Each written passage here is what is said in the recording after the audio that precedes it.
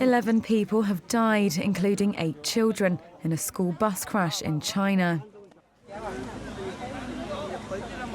The minibus taking kindergarten pupils home along a rural road crashed into a reservoir on Thursday afternoon, killing everyone on board, including 2 teachers and the driver.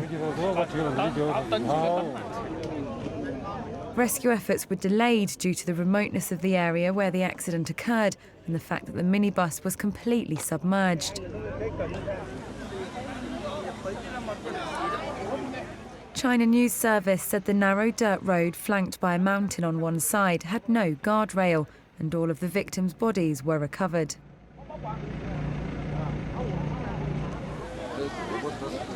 The crash is the latest in a string of accidents that have fueled public anger over unsafe transport for schoolchildren.